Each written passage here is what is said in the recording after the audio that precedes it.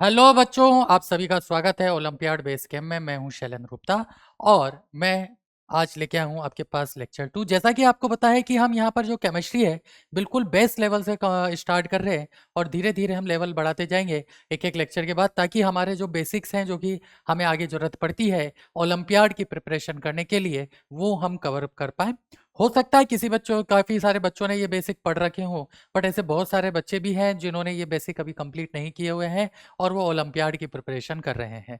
तो उनके लिए ये बेस कैंप बहुत ज़रूरी है, ताकि जो छोटे-छोटे पॉइंट्स हैं, छोटी-छोटी बेसिक चीज़ें हैं, ठीक है, वो यहाँ पर हमारी कवर हो जाए और जो हमारे गैप्स बने हुए हैं, जो कि हमें आगे चल के दिक्कत करते हैं, वो फुलफिल हो जाए। तो इसी को ध्यान में रखते हुए हमने फर्स्ट लेक्चर लिया था, जो कि बहुत ही बेसिक था और आप सभी का बहुत ढेर सारा प्यार भी मिला और मैं कमेंट बॉक्स चेक कर रहा था, आप सभी ने बहुत प्रॉपर अच्छे तरीके से रेस्पॉन्स दिया है। मैंने 2 क्वेश्चन आपसे होमवर्क में डिस्कशन करने को होमवर्क के लिए आपको दिया था, जो कि आप लोगों ने अच्छे से कमेंट बॉक्स में आंसर लिखा।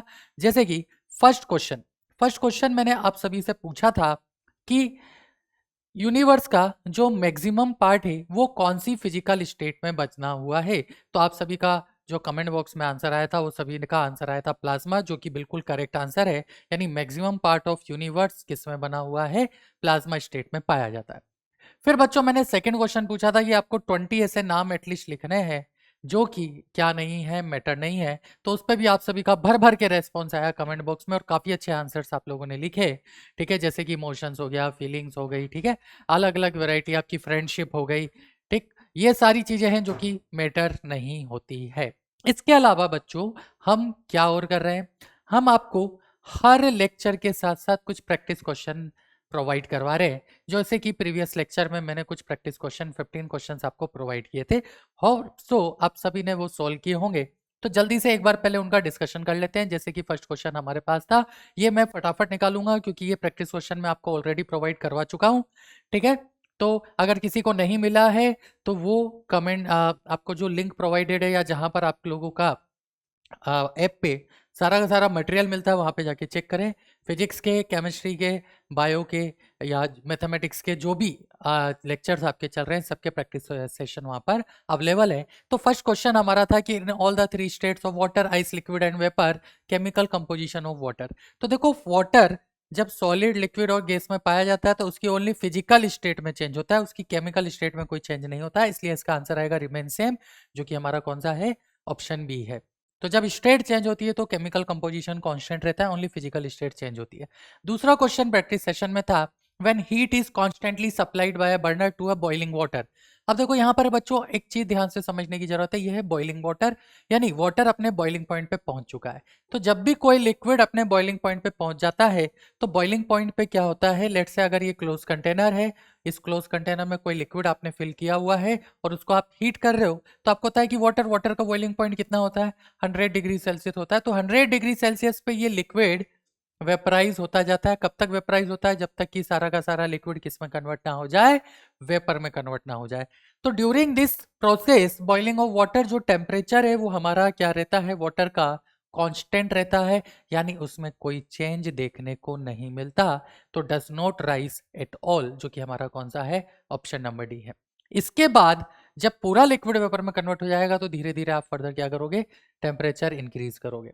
नेक्स्ट क्वेश्चन था, which of the following statement is incorrect. ये बच्चों ध्यान से पढ़ लेना, आप लोग गड़बड़ करते हो जल्दबाजी में, इस पॉइंट को ध्यान नहीं रखते।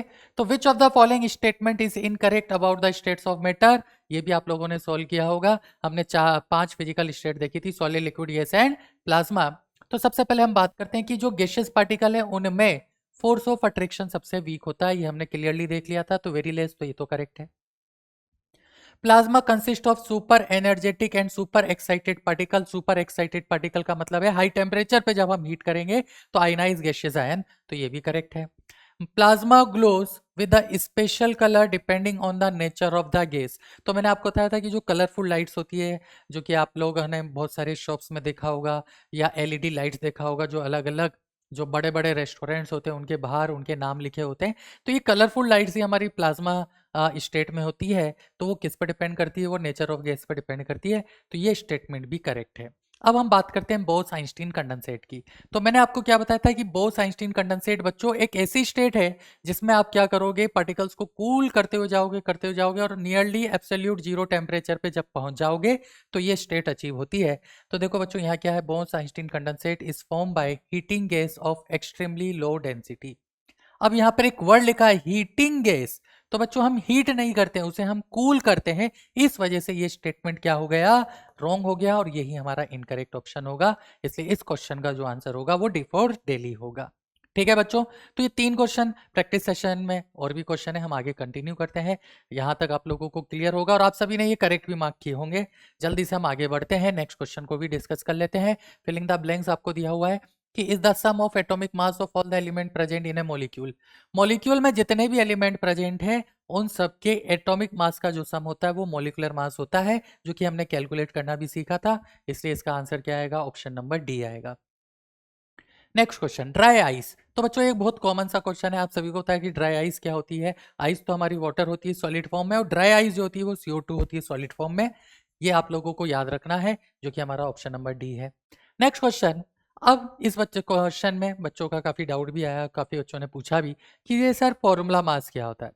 तो इसमें ज्यादा आपको कंफ्यूज होने की जरूरत नहीं है बच्चों। जैसे आप मोलिकुलर मास निकालते हो आपको वैसे ही फॉर्मूला मास भी निकालना होता है। ये सिर्फ और सिर्फ जनरली जो डिफाइन होता है वो आयनिक कंपाउंड के लिए डिफाइन होता है। तो जैसे कि हम Na की बात करें तो NO का एटॉमिक मास कितना है 23, Cl का कितना होता है 35.5। तो इसका जो मोलिकुलर मास आएगा वो क्या आएगा 58.5। तो इसके एक फॉर्मूले का जो मास है, फॉर्मूला मास का मतलब उसके एक फॉर्मूले का जो मास है वो हमारा फॉर्मूला मास कहलाता है, जिसका आंसर क्या आएगा 58.5। नेक्स्ट अगेन बहुत सिंपल सा क्वेश्चन, ये आप सभी जानते हैं कि what is the mass of hydrogen in terms of AMU। तो मास नंबर हमें पता है 1 होता है, लेकिन जब हम एटॉमिक मास निकालते हैं तो एटॉमिक मास की जो वैल्यू आती है वो 1.008 के आसपास आती है, जो कि हमारा कौन सा ऑप्शन है, डी ऑप्शन है। तो हाइड्रोजन का जो एटॉमिक मास होता है बच्चों वो क्या होता है 1.008 AMU। Yes, again next question कि इलेक्ट्रॉन किसने डिस्कवर किया था। आप लोगों ने कैथोड रे एक्सपेरिमेंट पढ़ा होगा, ठीक है। तो कैथोड रे एक्सपेरिमेंट के अंदर आप सभी को पता है कि एटम की जो अवधारणा रखी थी तो वो तो डाल्टन ने रखी थी, है ना। लेकिन जो इलेक्ट्रॉन डिस्कवर किया था वो किसने किया था, J Thomson and Williamson Crookes ने कैथोड रे एक्सपेरिमेंट किया था। तो इसका जो करेक्ट आंसर आएगा वो क्या आएगा, ऑप्शन नंबर ए आएगा। नेक्स्ट क्वेश्चन, हीलियम इज, अच्छा अब देखो ये एटोमिसिटी क्या होती है, थोड़ा सा इसको यहां पर हम समझ लेते हैं। एटोमिसिटी हमें क्या बताता है बच्चों, एटोमिसिटी नाम से ही समझ में आ रहा है, एटोमिसिटी का मतलब है number of atom in a molecule. क्या मतलब है एटोमिसिटी का, number of atom in a molecule. For example मेरे पास ए है, मेरे पास A2 है, मेरे पास A3 है और मेरे पास A4 है। तो इसके अंदर हम बात करें तो एक मॉलिक्यूल के अंदर यहाँ पे नंबर ऑफ एटम 1 है, यहाँ 2 है, यहाँ 3 है और यहाँ 4 है। तो हम क्या बोलेंगे, हम बोलेंगे कि इसकी जो एटोमिसिटी है वो 1 हो गई, इसकी एटोमिसिटी 2 हो गई, इसकी एटोमिसिटी 3 हो गई और इसकी एटोमिसिटी 4 हो गई। तो एटोमिसिटी हमें क्या बता रहा है, number of atom in a molecule बता रहा है। अब यहाँ पर हम बात करें हीलियम, तो हीलियम का जो फॉर्मूला होता है वो सिर्फ He होता है। तो देखो एक फॉर्मूले के अंदर हीलियम के एक ही एटम है, यानी हीलियम की जो एटोमिसिटी है वो 1 है, तो इसे हम बोलते हैं मोनो एटॉमिक। यानी जब एटोमिसिटी 1 होती है बच्चों तो ये कहलाता है मोनो एटॉमिक, मोनो का मतलब 1, एटोमिसिटी 2 होती है तो ये कहलाता है आपका डाई एटॉमिक, डाई का मतलब 2। अगर एटोमिसिटी 3 होती है तो ये आपका कहलाता है ट्राई एटॉमिक, ट्राई का मतलब क्या हो गया 3। और अगर एटोमिसिटी 4 होती है तो ये कहलाता है टेट्रा एटॉमिक, ठीक है।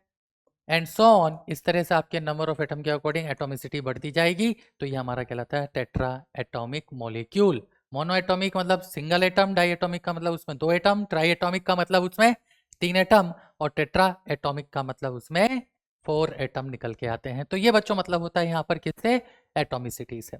बढ़ते हैं आगे नेक्स्ट क्वेश्चन की तरफ कि relative atomic mass of all the element have been found with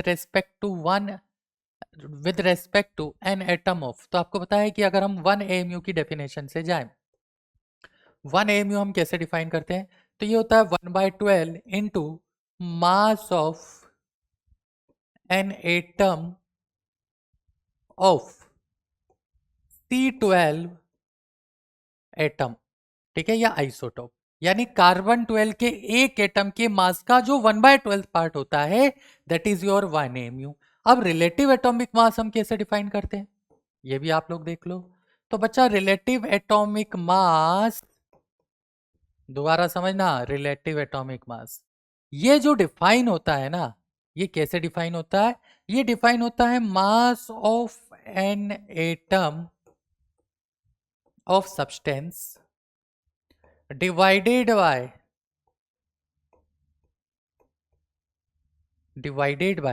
1 AMU, ठीक है। यानी रिलेटिव एटॉमिक मास को हम बेटा कैसे डिफाइन कर रहे हैं कि किसी भी सब्सटेंस, किसी भी एक एटम का मास डिवाइडेड बाय 1 AMU। तो ये जो रिलेटिव एटॉमिक मास है ये किसके रेस्पेक्ट में डिफाइन हुआ, एक एटम का जो मास है वो किसके रेस्पेक्ट में डिफाइन हुआ, एक कार्बन एटम का मास के कंपैरिजन में, जिसमें कार्बन कौन सा होना चाहिए, C12 वाला होना चाहिए, यानी वो कार्बन जिसका एटॉमिक मास कितना है, 12 है। तो यहां पर अगर हम देखेंगे ध्यान से तो करेक्ट ऑप्शन कौन सा हो गया, सी हो गया। तो बच्चों आप लोग ये ध्यान रखना, फिर बोल रहा हूं, रिलेटिव एटॉमिक मास को हम कैसे डिफाइन करते हैं, रिलेटिव एटॉमिक मास हमारा क्या होता है, रिलेटिव एटॉमिक मास होता है हमारा mass of N atom of substance upon 1 AMU, जहां पर 1 AMU कैसे डिफाइन है, 1/12 into mass of N atom of C12, ठीक। बढ़े आगे, चलो। तो अभी इसके अलावा भी कुछ और क्वेश्चन है, एक दो क्वेश्चन और है वो देख लेते हैं कि what is the molecular weight of heavy water. अब ज्यादातर बच्चों को ये दिक्कत आ रही थी कि सर ये हेवी वाटर क्या होता है। तो बच्चों हेवी वाटर हमारा नथिंग, ऐसा कुछ स्पेशल केस नहीं है, ये ड्यूटेरियम से बना हुआ वाटर होता है, D2 हम इसे बोलते हैं, ठीक है। जहां पर ड्यूटेरियम हमारा कितना हो गया, 2 × 2 प्लस ऑक्सीजन हमारा कितना हो गया, ऑक्सीजन हो गया 16। तो इसको सोल्व करोगे तो ये हमारा कितना निकल के आएगा, 20। तो जहां यहाँ पर जो मोलिकुलर वेट है किसका, हैवी वाटर का, हैवी वाटर का फॉर्मूला क्या है, ड्यूटेरियम। अभी आज की क्लास में आपको पढ़ाऊंगा मैं आइसोटोप्स, आइसोटोप्स ये हाइड्रोजन का एक आइसोटोप है ड्यूटेरियम। ड्यूटेरियम को हम कैसे रिप्रेजेंट करते हैं बच्चों, 1H2, यानी इसका जो मास नंबर होता है ना वो 2 होता है, ये हमारा ड्यूटेरियम होता है, इसका मास नंबर 2 है, 2 आप यहाँ पुट करो तो हैवी वाटर का मास हमारा निकल के आएगा, ठीक। चलो आगे बढ़ते हैं अभी। तो ये कुछ क्वेश्चन थे, इसके अलावा भी कुछ क्वेश्चन और थे प्रैक्टिस सेशन में, तो उसके लिए हम आज की क्लास को थोड़ा सा कंटिन्यू करते हैं, वो पढ़ने के बाद आप उन क्वेश्चन को अटेम्प्ट कर सकते हो। वैसे तो आप सभी को आता है बेसिक मोल कैलकुलेशन, उससे रिलेटेड ही मैंने वो क्वेश्चन यहाँ पे दिए हुए हैं प्रैक्टिस सेशन में। बट अगर फिर भी किसी बच्चे को लगता है कि सर नहीं हमें तो मोल बिल्कुल नहीं आता है, बिल्कुल जीरो है, तो हम थोड़ा आज की क्लास पढ़ते हैं, फिर नेक्स्ट क्लास पढ़ेंगे, उससे आपका मोल भी बहुत अच्छे से स्ट्रॉन्ग हो जाएगा बेसिक लेवल पे, ठीक। चलो बच्चों, तो ये कुछ क्वेश्चन थे जो कि मैंने प्रैक्टिस सेशन में आप लोगों को दिए थे और आप सभी ने बहुत अच्छे से परफॉर्म किए होंगे। एक बार फिर मैं आपको बता देता हूं, मैंने आपसे 2 क्वेश्चन होमवर्क में पूछे थे। फर्स्ट क्वेश्चन ये था कि यूनिवर्स का मैक्सिमम पार्ट किस स्टेट में बना हुआ है, तो उसका आंसर है प्लाज्मा। दूसरा क्वेश्चन मैंने आप लोगों को दिया था कि एटलीस्ट 20 नाम बताओ जो कि मैटर नहीं है, तो उसमें जितने भी इमोशंस आ गए, फीलिंग्स आ गई, ठीक है, इसके अलावा आपकी फ्रेंडशिप आ गई, ठीक, हैप्पीनेस आ गई, ये सारी चीजें आप क्या कर सकते हो, आंसर कर सकते हो, जो कि क्या नहीं है, मैटर नहीं है। पॉइंट क्लियर है। तो अब हम आज की क्लास को कंटिन्यू करेंगे। हमने प्रैक्टिस सेशन के जो कुछ क्वेश्चन है वो डिस्कस कर लिए हैं और आप सभी ने, मैं मान के चल रहा हूं कि उसको बहुत सीरियसली, बहुत अच्छे से अटेम्प्ट किया होगा, ठीक है। तो बढ़ते हैं बच्चों हम आज के लेक्चर पे।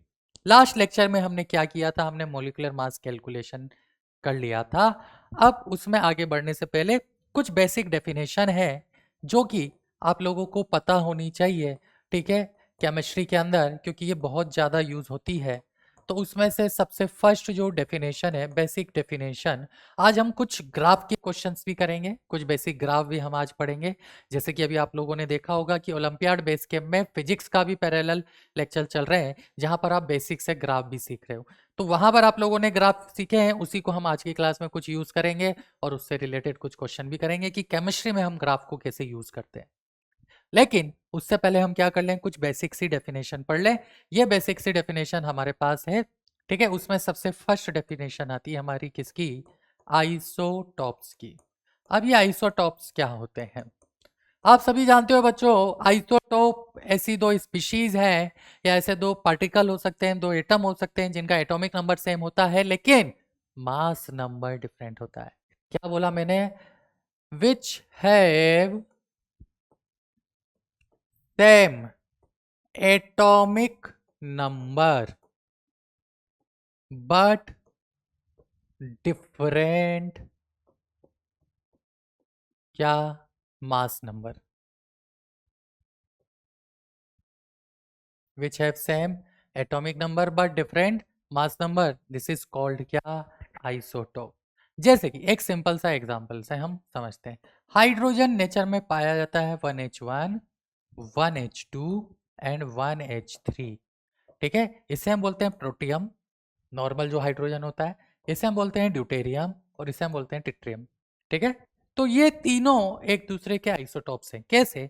यहाँ पे जो लिखा होता है ये एटॉमिक नंबर होता है, तो अगर मैं एटॉमिक नंबर की बात करूं तो इसका 1 है, इसका भी 1 है और इसका भी 1 है, लेकिन जब हम मास नंबर की बात करें तो ये 1 हो गया, ये 2 हो गया और ये 3 हो गया। तो देखो तीनों के एटॉमिक नंबर सेम है लेकिन मास नंबर क्या हो गए, डिफरेंट हो गए।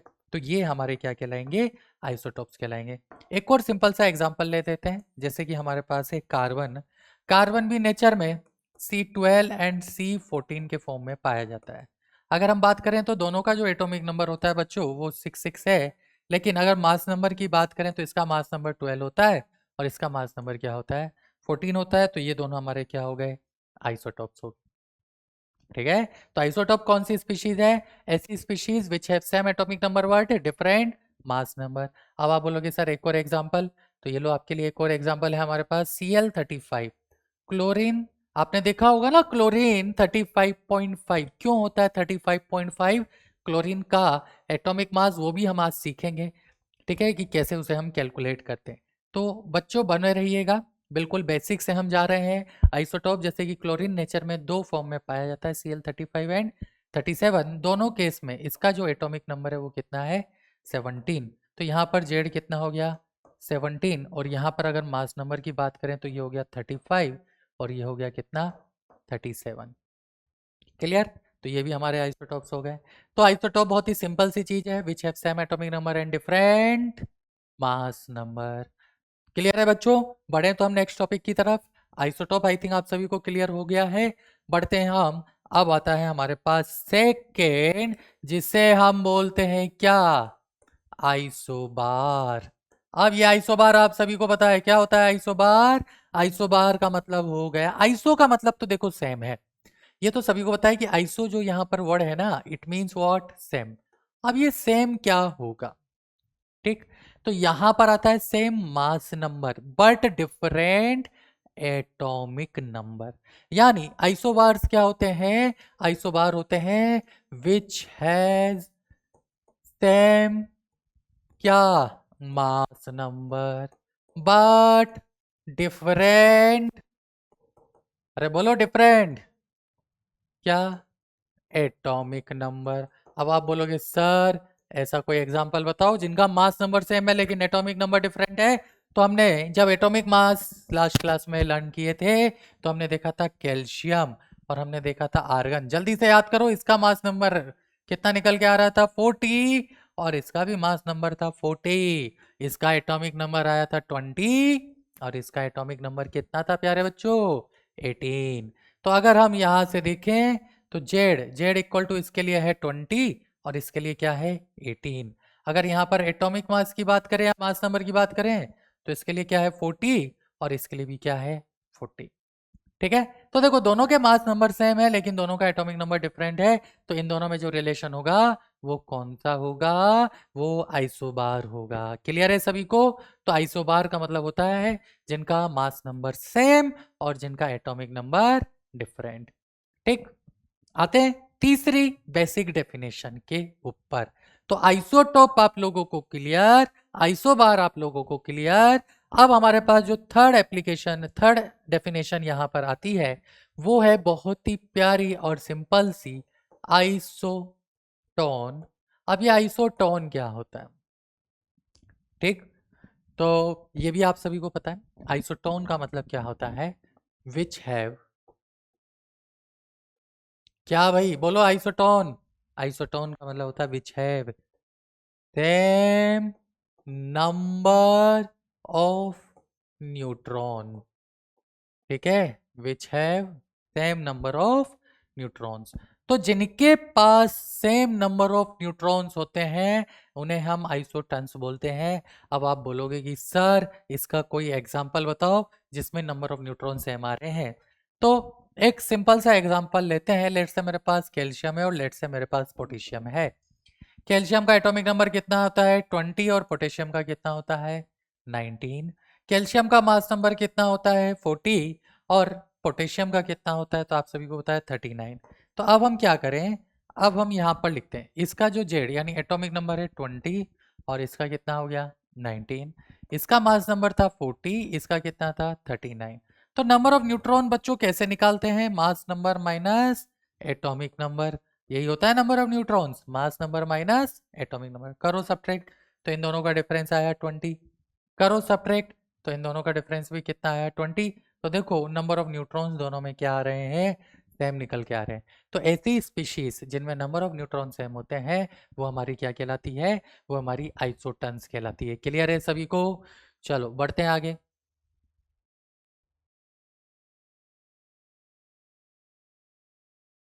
ठीक है बच्चों, तो आइसोटन्स आपको क्लियर है। आइसोटन का मतलब है विच have same number of neutron.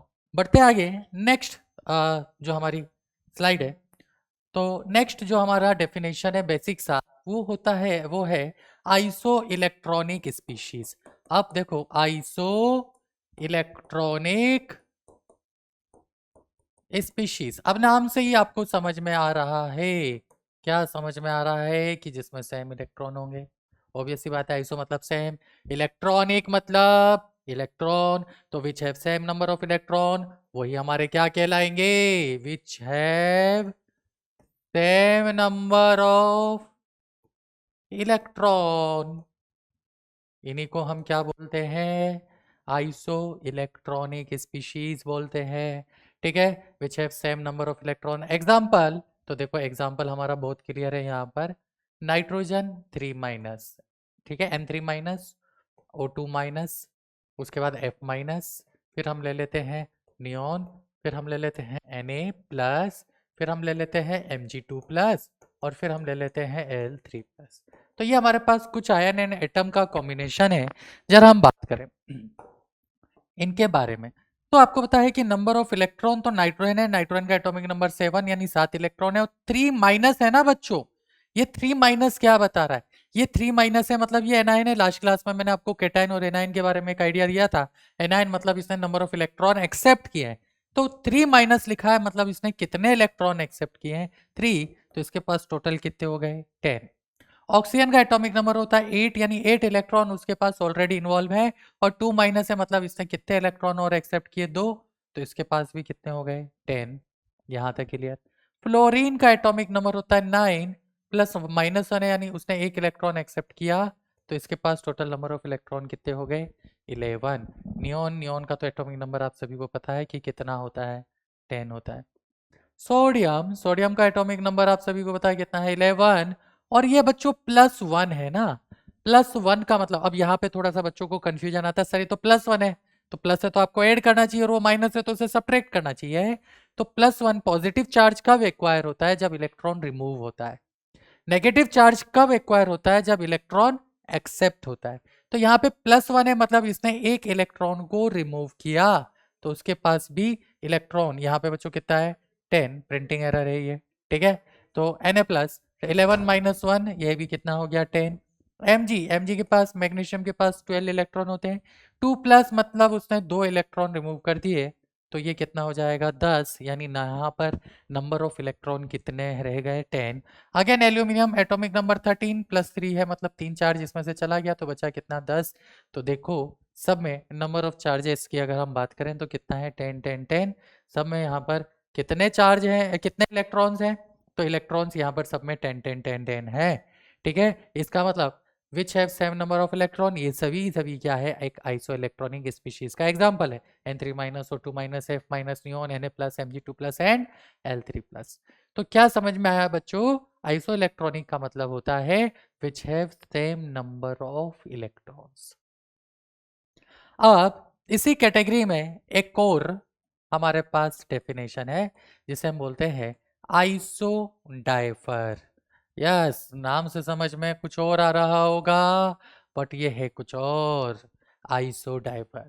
अब ये आइसोडाइपर क्या है, ठीक है, इसको समझना है तो इसको बहुत सिंपल से तरीके से समझते हैं कि यह n minus neutron p minus proton, तो जिनके लिए न्यूट्रॉन माइनस प्रोटॉन, दोबारा बोल रहा हूं, न्यूट्रॉन माइनस प्रोटॉन का डिफरेंस सेम आ जाए, n minus p difference is what? n minus p difference is same. ऐसी स्पीशीज हमारी क्या कहलाती है, आइसोडाइफर कहलाती है, ठीक है। तो आइसोडाइफर का मतलब क्लियर है सभी को, तो इसको एक बहुत ही सिंपल से एग्जांपल से हम ले लेते हैं, यूरेनियम। यूरेनियम का एटॉमिक नंबर 92 और मास नंबर हमें पता है कि 2 कितना है, 38। दूसरा हम ले लेते हैं थोरियम, ये हो गया 90 और इसका मास नंबर है 234, ठीक है बच्चों। तो ये जो लिखा होता है ये हमारा एटॉमिक नंबर होता है, ये है 92, ये है 90। मास नंबर की बात करेंगे तो ये 238 है और ये कितना है, 234 है। अब जो एटॉमिक नंबर है बच्चों वही हमारा क्या होता है, नंबर ऑफ प्रोटॉन होता है, तो यहाँ पे हमें नंबर ऑफ प्रोटॉन भी मिल गया। अब जरा हम न्यूट्रॉन्स निकालते हैं, तो न्यूट्रॉन्स कैसे निकालते हैं बच्चों, तो न्यूट्रॉन होता है ए माइनस जेड, ठीक है। तो इन दोनों का डिफरेंस जब आप लोगे, ठीक है, तो इन दोनों का जब डिफरेंस हम लेंगे तो ये कितना आ जाएगा 146, और इन दोनों का डिफरेंस जब आप लोगे तो ये आ जाएगा 144, तो हमें दोनों में नंबर ऑफ न्यूट्रॉन्स मिल गए।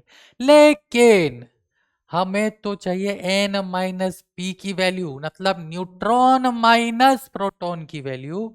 तो जब हम न्यूट्रॉन माइनस प्रोटॉन की वैल्यू निकालेंगे ना, तो यहाँ कितना आएगा 146 minus 92 which is equal to your 54, और यहाँ भी क्या आएगा 144। 144 इसके न्यूट्रॉन है, माइनस 90 इसके प्रोटॉन है, तो ये भी हमें क्या देगा 54।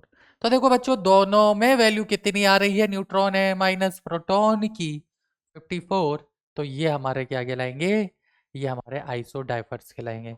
तो क्या होते हैं isodiaphers, isodiaphers which have same number of n minus p values, यानी जिसमें न्यूट्रॉन माइनस प्रोटॉन का डिफरेंस क्या हो जाता है, सेम हो जाता है, यही हमारे क्या कहलाते हैं, आइसोडाइफर्स। तो आपको isotope, isobar, isotone, isodiapher and isoelectronic की पांचों बेसिक डेफिनेशन क्लियर हुई है। अब हम बढ़ते हैं नेक्स्ट टॉपिक की तरफ, ठीक है बच्चों। तो पांचों आपको क्लियर है, इन पे डायरेक्ट क्वेश्चन आते हैं। क्वेश्चन ऐसे आते हैं कि आपको दे दी जाती है दो स्पीशीज, आपसे पूछा जाता है बताओ what is the relation between two species. जैसे कि एक क्वेश्चन मैं आप लोगों से पूछ लेता हूँ, एक क्वेश्चन हम डिस्कस कर लेते हैं, ठीक है। आपको दिया हुआ है, क्या दिया हुआ है कि हमारे पास 6c क्या है 12, और हमारे पास क्या है 7n14, ये दो हमारे को एलिमेंट दे दिए, और बोल रहा है identify the relation, identify the relation between them. बहुत ही प्यारा और सिंपल सा क्वेश्चन है, और यहां पर उसने हमें ऑप्शन दे दिए। ऑप्शन क्या दिया बच्चों, फर्स्ट वाला ऑप्शन दिया उसने आइसोटोप, सेकंड ऑप्शन उसने दे दिया आइसोबार, ठीक है, थर्ड ऑप्शन उसने दे दिया आइसोटन, एंड फोर्थ ऑप्शन उसने दे दिया आइसोडाइफर। अब हमें आइडेंटिफाई करना है, और उसके बाद वो बोल रहा है फिफ्थ ऑप्शन और दे दिया आइसो इलेक्ट्रॉनिक, ठीक है। हमें तो ऑप्शन चाहिए यहाँ पे, कितने भी दे दें क्या फर्क पड़ रहा है। और लास्ट ऑप्शन दे दिया जो कि आप सभी का फेवरेट, यस नॉनी, नन ऑफ दीज, ठीक है, यानी हमें नहीं आता सर, इनमें से तो कुछ भी हमें नहीं लग रहा है। तो ये यहाँ पर हमने कुछ ऑप्शन आप लोगों के लिए रखे हैं, और आपको बताना है कि इन दोनों में क्या रिलेशन है। तो देखो बहुत ही अगर बेसिक लेवल पे देखें तो क्लियरली देख के समझ में आ रहा है कि इसका एटॉमिक नंबर 6 है, इसका एटॉमिक नंबर 7 है, तो आइसोटॉप तो नहीं हो सकता, क्योंकि आइसोटॉप के लिए क्या चाहिए, एटॉमिक नंबर सेम चाहिए, आइसोटॉप तो नहीं है। चलो आइसोबार पे जाए, तो आइसोबार के लिए हमें मास नंबर देखना है, तो इसका मास नंबर 12 और इसका मास नंबर 14। तो आइसोबार की डेफिनेशन होती है कि विच have same mass number different atomic number, तो ये भी कंडीशन यहाँ फुलफिल तो होती दिखाई नहीं दे रही है। अब क्या करें, आइसोटोन की बात करें तो आइसोटोन बोलता है कि आप पहले न्यूट्रॉन निकाल के देखो। अब न्यूट्रॉन निकालना है बच्चों, तो कैसे निकालेंगे न्यूट्रॉन? a माइनस जेड की वैल्यू, यही नंबर ऑफ न्यूट्रॉन देती है। तो यहाँ पे न्यूट्रॉन आता है हमारा 6 और यहाँ पे न्यूट्रॉन हमारा आता है 7। तो ये भी कुछ डिफरेंट सा लग रहा है।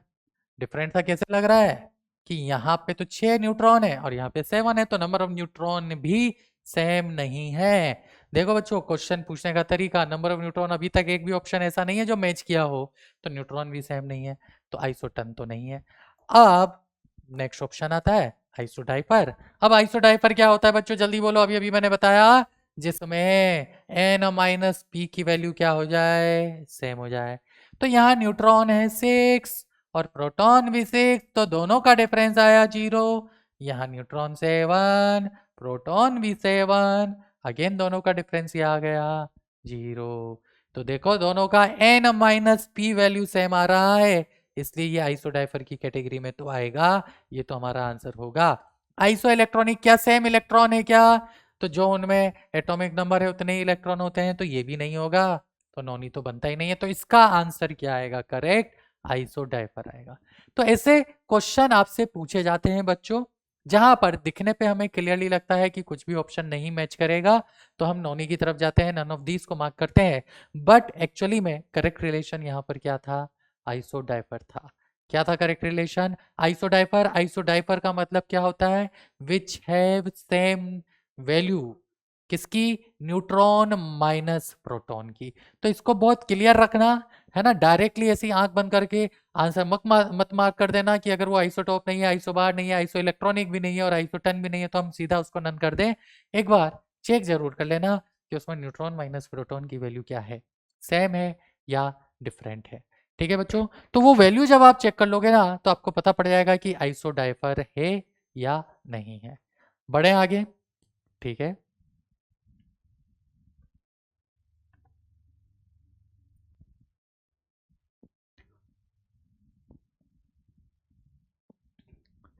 ठीक है बच्चों, तो आप लोगों को आई थिंक ये क्लियर हुआ होगा कि इस तरह के क्वेश्चंस को हमें कैसे अटेम्प्ट करना है। ठीक, आगे बढ़ते हैं हम नेक्स्ट हमारी डेफिनेशन पे, जिसको हम बोलते हैं मोल। यही सबसे इंपॉर्टेंट डेफिनेशन है आज की क्लास की कि ये मोल होता क्या है ना, मोल बताता क्या है। इसकी पहले हम डेफिनेशन लिख लेते हैं, फिर इसको हम समझने की कोशिश करेंगे। तो मोल क्या होता है? The amount of substance,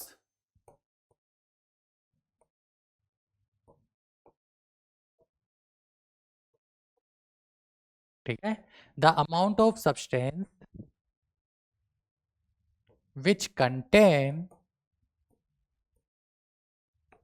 the amount of substance which contain as many entities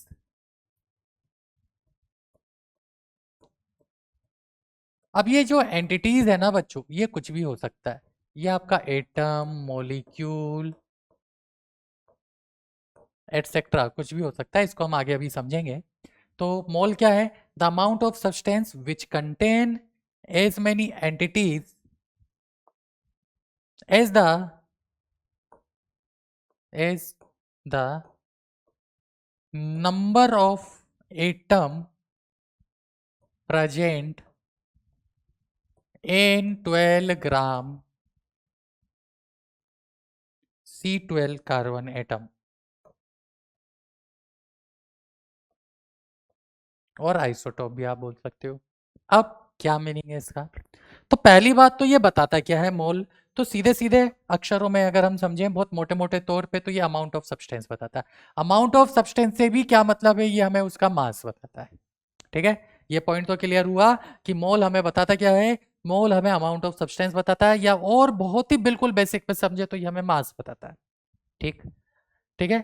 अब ये अमाउंट ऑफ सब्सटेंस कितना प्रेजेंट होगा, किसको एक मोल बोलेंगे? तो ये इतनी एंटिटीज को एक मोल बोलते हैं जितना कि 12 ग्राम कार्बन में नंबर ऑफ एटम होते हैं। तो जब एक्सपेरिमेंटली या जब इसको चेक किया गया तो 12 ग्राम के कार्बन एटम के अंदर जो नंबर ऑफ कार्बन एटम निकल के आए वो निकल के आए 6.022 into 10 raise to the power 23। ये नंबर ऑफ कार्बन एटम निकल के आए और इसी को क्या बोला गया, एक मोल बोला गया। इसी को क्या बोला गया, मोल। तो ये जो वैल्यू है ना, this value is called Avogadro number. इसे ही हम क्या बोलते हैं, एवोगाद्रोस नंबर। ठीक है, इसे हम किससे रिप्रेजेंट करते हैं, Na से। यानी 1 mole equal to 6.022 into 10 raise to the power 23 entities. अब दोबारा समझो, मैंने क्या बताया, मोल का मतलब क्या है, मोल क्या बताता है, तो सबसे पहले आपका आंसर आना चाहिए अमाउंट ऑफ सब्सटेंस बताता है, और अगर सिंपल टर्म में समझे तो हमें मास के बारे में बताता है। अब मोल होता क्या है, तो एक मोल का मतलब क्या होता है, तो बहुत सिंपल से वर्ड में एक मोल में कितनी एंटिटीज पाई जाती है, 6.022 into 10 raise to the power 23 entities पाई जाती है। क्या मतलब है इसका मैं अभी बताऊंगा। ये क्यों पाई जाती है, क्योंकि 12 ग्राम कार्बन में इतने कार्बन एटम पाए जाते हैं, क्योंकि आपको पता है हम रेफरेंस किसको मान के चल रहे हैं, कार्बन एटम को मान के चल रहे हैं। तो देखा गया कि 12 ग्राम कार्बन में जो नंबर ऑफ कार्बन एटम थे वो approximately 6.022 into 10 raise to the power 23 थे। तो एवोगाद्रो ने इस नंबर को एक मोल डिफाइन किया, और एक मोल को हम क्या बोलते हैं, 6.022 into 10 raise to the power 23 entities. अब ये एंटिटीज क्या बला है, तो ये एंटिटीज बच्चों एटम हो सकता है, ये एंटिटीज आपका मोलिक्यूल हो सकता है, इसी को हम थोड़ा सा डिटेल में समझेंगे। ये एंटिटीज आपका इलेक्ट्रॉन हो सकता है, प्रोटॉन हो सकता है, न्यूट्रॉन हो सकता है, ये एंटिटीज आपका स्टूडेंट भी हो सकता है। ठीक है, ये एंटिटीज आपका एक्स वाई जेड दुनिया की कोई भी वैल्यू है, जैसे कि आपका गुलाब जामुन है, वो भी हो सकता है। अब इसको समझते हैं हम कि सर क्या मीनिंग है इसका, थोड़ा सा अच्छे से क्लियर कीजिए। तो करते हैं क्लियर कि अगर आपके पास, इसको हम नेक्स्ट स्लाइड पे ले जाते हैं, तो 1 मोल, ये मोल की एक डेफिनेशन है जो कि आपको बुक्स में जगह जगह पर देखने को मिलेगी, थोड़ी सी इसकी लैंग्वेज वहां पर और चेंज होगी, बट हमें सिंपल से टर्म में क्या समझना है, ब्रेक कर दो लैंग्वेज को। क्या बताता है मोल, मोल हमें अमाउंट ऑफ सब्सटेंस बताता है। ठीक है, 1 मोल का मतलब क्या होता है, तो 1 मोल में 6.022 into 10 raise to the power 23 entities पाई जाती है। अब ये एंटिटीज से क्या मतलब है, तो देखते हैं हम नेक्स्ट स्लाइड में। आ जाओ बच्चों एंटिटीज पे। जैसे कि आपके पास ऐसा लिखा है, ध्यान से देखना, 1 मोल मॉलिक्यूल ऑफ ग्लूकोज, ये लिखा है। ठीक है, यानी ग्लूकोज के 1 मोल मॉलिक्यूल है। इसका मतलब क्या है, अगर मैं आपसे बोलूं नंबर ऑफ ग्लूकोज मॉलिक्यूल बताओ, क्या बताओ बच्चों, नंबर ऑफ ग्लूकोज मॉलिक्यूल, तो आप क्या बोलोगे, आप बोलोगे sir 6.022 into 10 raise to the power 23 है। क्यों, क्योंकि मोल किसके पीछे क्या लग गया, मॉलिक्यूल, यानी यहां पर एंटिटीज क्या बन गई, एंटिटीज यहां पर क्या बन गई बच्चों, मॉलिक्यूल बन गई। पॉइंट क्लियर है, चलो आगे बढ़ते हैं। इसी में अगर हम बात करें कि सेकेंड डेफिनेशन हमारी क्या है, ऐसा लिखा है 2 मोल एटम ऑफ हीलियम है। अब ध्यान से समझना, फर्स्ट में क्या लिखा है, 1 मोल मॉलिक्यूल ऑफ ग्लूकोज। तो आपको बच्चों पता है कि जो ग्लूकोज है ना, ये क्या होता है, ये मॉलिक्यूल होता है, ये खुद मॉलिक्यूल है, इस वजह से यहाँ पे नंबर ऑफ एंटिटीज मॉलिक्यूल बनी है। मोल किसके आगे के आगे लगा हुआ है, मॉलिक्यूल के आगे। लेकिन हमें सेकंड केस में बोल रहा है, सेकंड केस में क्या बोल रहा है, ये हमारा फर्स्ट केस है, ये हमारा सेकंड केस है। सेकंड केस में क्या बोल रहा है, 2 मोल एटम ऑफ हीलियम। ठीक है, 2 मोल एटम ऑफ हीलियम का मतलब क्या, कि नंबर ऑफ हीलियम एटम कितने हैं। अगर मैं आपसे पूछूं, क्या पूछूं मैं, नंबर ऑफ हीलियम एटम, तो अब आप क्या बोलोगे, आप बोलोगे 2 मोल है। 2 मोल का मतलब क्या हुआ, 2 मोल का मतलब हुआ 2 into 6.022 into 10 raise to the power 23, इतने हमारे पास हीलियम के एटम प्रेजेंट है।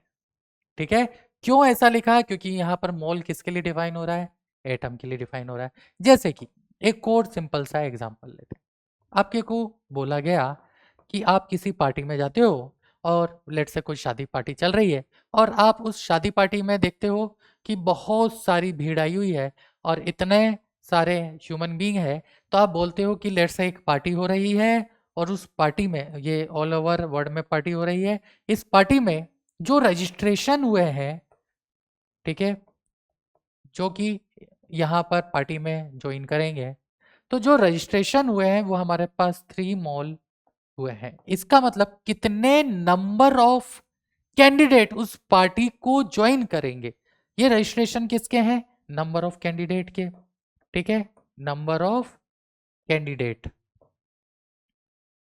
जो कि उस पार्टी में प्रेजेंट होने वाले हैं।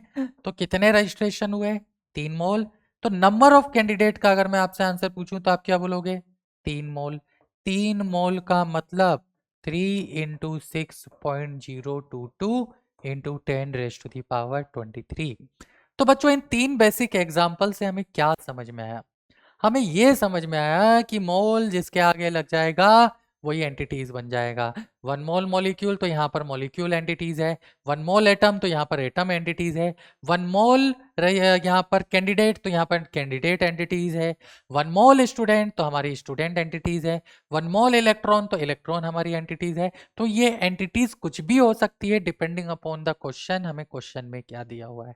तो इस तरह के जब क्वेश्चंस हमको दिए जाते हैं ना, तो हमें बहुत क्लियरली ये देखना होता है कि वो मॉलिक्यूल की बात कर रहा है, वो एटम की बात कर रहा है, वो इलेक्ट्रॉन की बात कर रहा है, या वो किसी और की बात कर रहा है। पॉइंट क्लियर है, इसको बहुत ध्यान से समझना, यहीं से आप लोग गड़बड़ करना स्टार्ट करते हो, ठीक है। तो ये हमने थोड़ा सा बेसिक सा मोल समझा। अब क्यों ना हम इसी की कैलकुलेशन से धीरे धीरे लेक्चर्स को आगे बढ़ाते हैं और धीरे धीरे हमारा जो लेवल है उसको अप करते हैं, ठीक है। तो बहुत बेसिक से हम जा रहे हैं, नेक्स्ट जो हमारा टॉपिक है वो है कैलकुलेशन ऑफ मोल। ये क्या है बच्चों, नेक्स्ट कैलकुलेशन ऑफ मोल। अब हम मोल कैसे निकालें, ठीक है। तो मोल निकालने के बहुत सारे अलग अलग तरीके हैं, अलग अलग फॉर्मूले हैं, अलग अलग मेथड हैं, लेकिन सबसे पहले हम बात करेंगे एक इक्वेशन की। एक इक्वेशन है जिसका नाम आप लोगों ने पता नहीं सुना है कि नहीं सुना है, इसे हम बोलते हैं पीवी इक्वल टू एनआरटी। ये इक्वेशन कहलाती है आइडियल गैस इक्वेशन। क्या कहलाती है बच्चों, ये आइडियल गैस इक्वेशन। जब आप 11th के अंदर आते हो तो वहाँ स्टेट्स ऑफ मैटर करके एक चैप्टर है, उसमें आप ये इक्वेशन पढ़ते हो। जिस समय इस इक्वेशन में बच्चों ये जो P है ना, P आपको क्या बताता है, प्रेशर बताता है, V आपको वॉल्यूम बताता है, N ये आपका नंबर ऑफ मोल है, R ये आपका एक कांस्टेंट होता है जिसे हम गैस कांस्टेंट बोलते हैं, और T जो हमारा है दिस इज कॉल्ड टेम्परेचर, इसे हम क्या बोलते हैं, टेम्परेचर बोलते हैं। तो ये आइडियल गैस इक्वेशन है बच्चों। तो यहाँ से देखो क्लियरली ये रहा हमारे पास मोल, तो मोल इक्वल टू यहाँ से क्या निकल के आता है, ये पीवी अपॉन आरटी निकल के आता है। मोल क्या निकल के आता है, पीवी अपॉन आरटी। तो अगर हमें क्वेश्चन में प्रेशर पता है, वॉल्यूम पता है, टेम्परेचर पता है और गैस कांस्टेंट की वैल्यू अभी हम इसी लेक्चर में आगे लिखेंगे जो कि आप लोगों को याद रखनी है, तो ये भी हमें पता होता है। और ये चारों की चारों क्वांटिटी जब हमें पता है तो वहां से क्या कैलकुलेट कर सकते हैं, नंबर ऑफ मोल्स कैलकुलेट कर सकते हैं। अब इस इक्वेशन की सबसे खास बात क्या है कि बहुत इंपॉर्टेंट पॉइंट है बच्चों, सुपर ज्ञान है ये, it is applicable, it is applicable only for gaseous state. यानी हम सिर्फ और सिर्फ इससे गैसियस पार्टिकल के नंबर ऑफ मोल्स कैलकुलेट कर सकते हैं।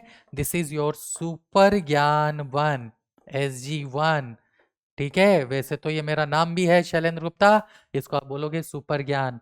फर्स्ट कंसेप्ट है जो आपको ध्यान में रखना है कि पीवी इक्वल टू एनआरटी हमारी एक आइडियल गैस इक्वेशन होती है जिससे हम नंबर ऑफ मोल्स निकाल सकते हैं पीवी बाय आरटी से, लेकिन this equation is valid only for which state, gaseous state. बाकी किसी स्टेट के लिए ये वे एप्लीकेशन, ये इक्वेशन को हम अप्लाई नहीं कर सकते। तो मैं अगर आपसे पूछूं कि क्या हम लिक्विड स्टेट के लिए अप्लाई कर सकते हैं, तो आंसर होगा नो। क्या हम सॉलिड स्टेट के लिए इस इक्वेशन को अप्लाई कर सकते हैं, तो आंसर होगा नो। क्या हम प्लाज्मा के लिए कर सकते हैं, तो आंसर होगा नो। यानी हम किसी के लिए भी ये इक्वेशन अप्लाई नहीं कर सकते, ओनली एंड ओनली सिर्फ कौन सी स्टेट के लिए अप्लाई करेंगे बच्चों, गैसियस स्टेट के लिए। अब आप लोग बहुत आतुर हो रहे होंगे कि सर यहाँ पर हमें प्रेशर किस यूनिट में लेना है, वॉल्यूम किस यूनिट में लेना है, आर किस यूनिट में लेना है, टेम्परेचर की यूनिट क्या होगी। ठीक है, इन सब के भी हम अभी डिटेल में जाएंगे, ये यूनिट भी हम पढ़ेंगे और साथ ही के साथ यहाँ से बहुत प्यारे और बहुत अच्छे ग्राफ बनते हैं, उन ग्राफ को भी हम देखेंगे। ठीक है, तो वो हम कंटिन्यू करते हैं इसी लेक्चर में, बढ़ जाते हैं। तो सबसे पहले हम क्या करते हैं, विदाउट वेस्टिंग टाइम, बिना यूनिट्स में जाए हुए पहले हम ग्राफ बनाना सीखते हैं। क्यों ऐसा मैं आपको बोल रहा हूं, क्योंकि अभी जस्ट आपने ताजा ताजा फिजिक्स के अंदर जो बेसिक मैथमेटिक्स चल रहा है वहां पर आपने ग्राफ बनाने सीखे हैं, बिल्कुल सीखे हैं। ठीक है, y equal to M X का, y equal to M x plus C का, तो वो ग्राफ की नॉलेज को आप यहाँ क्या कर पाओगे, अप्लाई कर पाओगे। कैसे कर पाओगे, तो देखते हैं नेक्स्ट स्लाइड पे। जैसे कि क्वेश्चन बोल रहा है, बहुत ही सिंपल सा क्वेश्चन, क्या बोल रहा है कि draw the graph between pressure versus 1 by volume if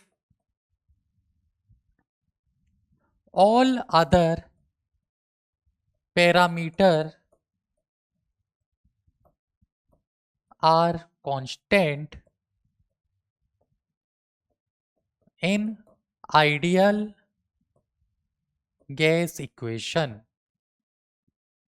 क्या बोला उसने कि आइडियल गैस इक्वेशन में बाकी सारे पैरामीटर हमारे कांस्टेंट है, तो हमें प्रेशर वर्सेस 1 बाय वॉल्यूम के बीच में ग्राफ बनाना है। ठीक है भाई, तो सबसे पहले बच्चों अप्रोच क्या होगी, अप्रोच को समझना। यहां पर डायरेक्ट क्वेश्चन पढ़ते ही ग्राफ मत बना देना, ग्राफ को कभी रटना मत, उसके लिए एक अप्रोच होती है, वो अप्रोच आपको समझनी है। आप सबसे पहले लिखो पीवी इक्वल टू एनआरटी, जो हमारी आइडियल गैस इक्वेशन है। ठीक है, अप्रोच क्या है, सबसे पहले उनमें रिलेशन लिखो, उनको उस फॉर्म में लाओ जिस फॉर्म में क्वेश्चन आपसे पूछ रहा है। तो हमने क्या किया, हमने पीवी इक्वल टू एनआरटी लिखा। अब इस पीवी इक्वल टू एनआरटी में हम क्या करेंगे, P equal to N R T into volume को मैं उधर ले जा रहा हूं 1/v के फॉर्म में। ऐसा क्यों किया बच्चों मैंने, क्योंकि देखो यहां पर जो ये पहले लिखा होता है ये हमारा कौन सा एक्सिस होता है, ये हमारा y एक्सिस पे वैल्यू होती है, और जो यहाँ पे लिखा होता है ना उसको हमें x एक्सिस पे ले जाना होता है। तो ये जो इक्वल का साइन है इधर हमेशा y रखना है, इधर हमेशा x रखना है। इस तरह से आपको चीजों को ध्यान में रखते हुए फिर आगे बढ़ना है। तो मैंने क्या किया, मैं v को उधर ले गया 1/v, क्योंकि मुझे इस फॉर्मेट में भी लाना है। This is my p and this is my 1/v, तो मुझे इस फॉर्मेट में भी वहां पर इक्वेशन चाहिए ताकि मैं उसको कंपेयर कर पाऊं। तो अब देखो यहां से ये मेरा p आ गया और ये मेरा 1/v आ गया, यानी उस फॉर्मेट में जिस फॉर्मेट में उसने पूछा है मेरे पास इक्वेशन आ चुकी है।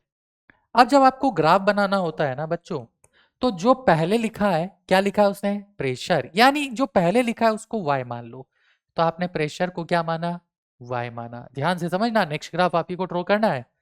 फिर बाद में उधर यहाँ पे क्या था, देखो 1/v था, तो 1/v को क्या मान लो, x मान लो। तो y इक्वल टू एक्स, और ये सब क्या है, कांस्टेंट है।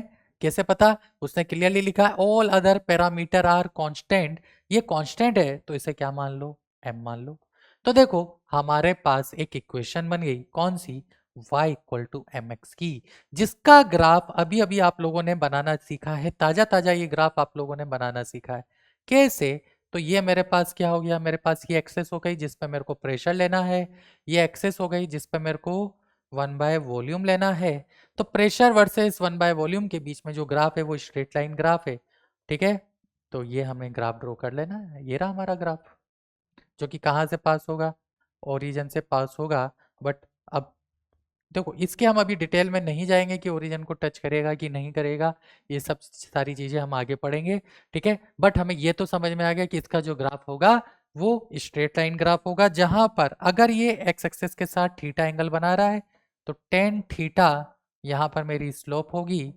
ठीक है, टेन थीटा क्या होगी, स्लोप, जिसकी वैल्यू क्या निकल के आएगी, ठीक है, क्या निकल के आ रही है, एन आर टी निकल के आ रही है।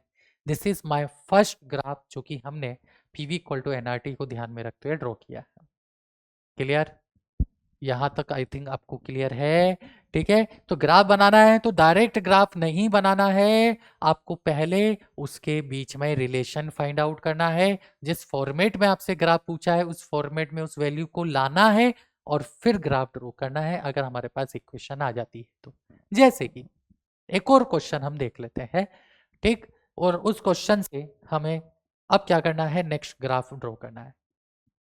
तो अब वो बोल रहा है कि नेक्स्ट जो आपको ग्राफ ड्रॉ करना है वो volume versus temperature N P R constant, ऐसा उसने बोल दिया। किस किस के बीच में ड्रॉ करना है बच्चों, वॉल्यूम वर्सेस टेम्परेचर के बीच में हमें ग्राफ ड्रॉ करना है। और उसने क्या बोल दिया कि बाकी यहाँ पर क्या है, कांस्टेंट है। अब बाकी क्या क्या कांस्टेंट है देख लेते हैं। तो हमारे को पता है कि पीवी इक्वल टू क्या होता है, एनआरटी। अब देखो पहले उसने क्या लिखा है, इनिशियली उसने लिखा है वॉल्यूम, यानी वाई एक्सेस पे हमें वॉल्यूम रखना है, ये रहा वॉल्यूम, एन आर ये रहा टेम्परेचर, और P को मुझे नीचे ले जाना पड़ेगा। तो देखो मेरे पास V वर्सेस T के बीच में एक इक्वेशन आ गई। पहले लिखा है V, तो V को मैं क्या मानूंगा बच्चों, Y। बाद में लिखा है T को मैं क्या मानूंगा, X। और ये सारी वैल्यू एक कांस्टेंट है तो इसको आप M लिख सकते हो। तो अगेन इक्वेशन कैसी बनी मेरे पास, Y इक्वल टू mx, जिसका ग्राफ आप सभी को पता है कि कैसा होता है, एक स्ट्रेट लाइन होता है। तो ये हो गया मेरे पास किस किस के बीच का ग्राफ, वॉल्यूम वर्सेस टेम्परेचर के बीच का ग्राफ। क्या ये क्लियर है सभी को, ग्राफ कैसे ड्रॉ करेंगे, डायरेक्ट नहीं करना है। पीवी इक्वल टू एनआरटी से अगर ग्राफ दिया जा रहा है वॉल्यूम वर्सेस टेम्परेचर के बीच में, तो हम पहले रिलेशन फाइंड आउट करेंगे। रिलेशन फाइंड आउट करके हमें क्या करना है, इक्वेशन लानी है। इक्वेशन लाके उसको फिर कंपेयर करना है उन इक्वेशन से जो आप लोगों ने पढ़ी हुई है, y equal to M x, y equal to M x plus c, x y equal to k, parabola है, हाइपरबोला है, एक्सपोनेंशियल है, स्ट्रेट लाइन है, कैसा ग्राफ है, फिर हम उसको जाके ड्रॉ करेंगे। क्लियर, तो यहां तक तो आपको क्लियर है, ठीक है।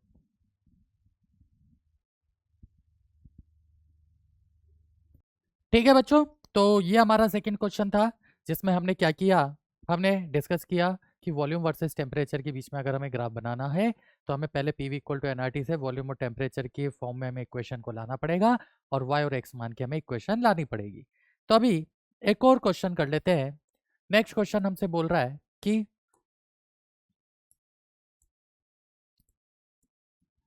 ड्रॉ द ग्राफ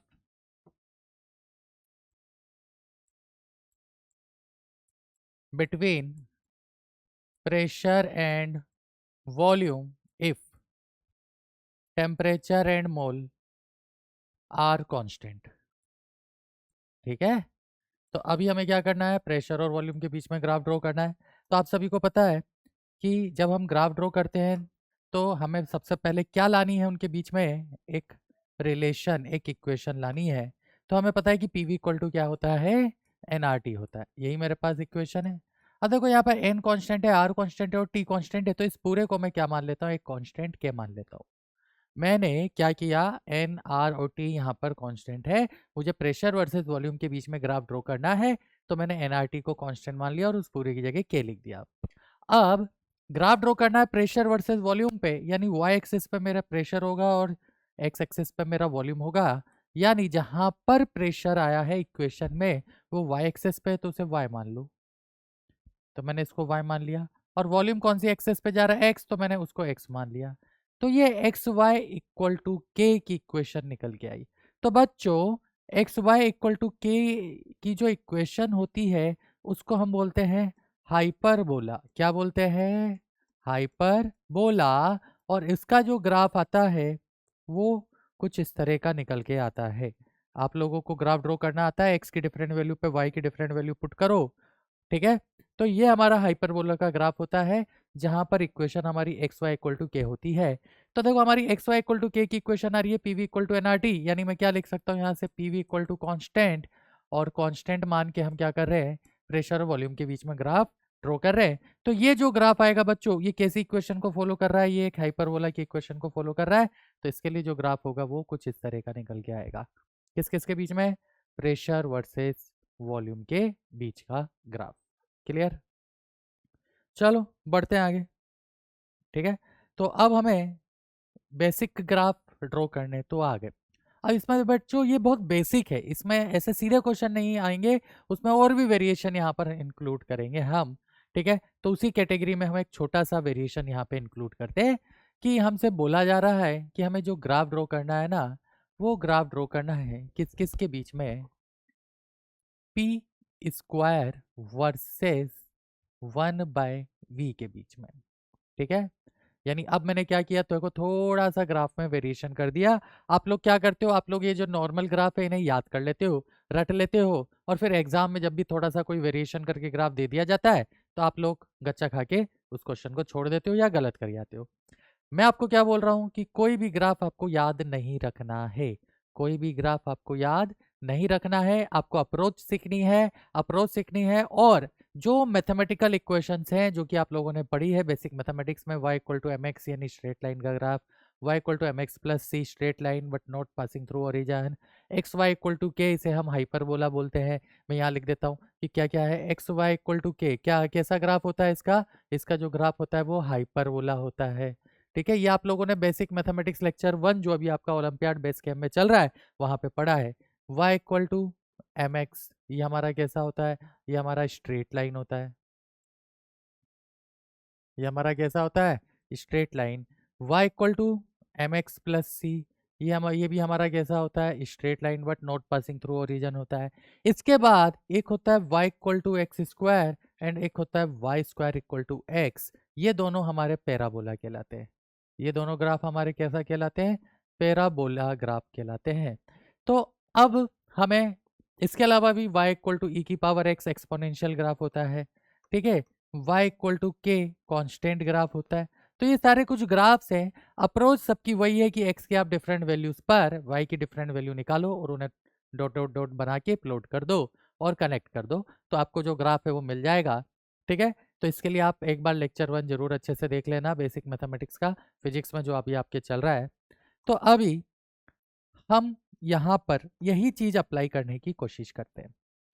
हमें क्या करना है, हमें पी स्क्वायर वर्सेज 1/v का ग्राफ बनाना है, और उसने बोल दिया कि एन एंड टी क्या है, कांस्टेंट है। एन और टी को क्या कर दिया उसने, कांस्टेंट मान लिया।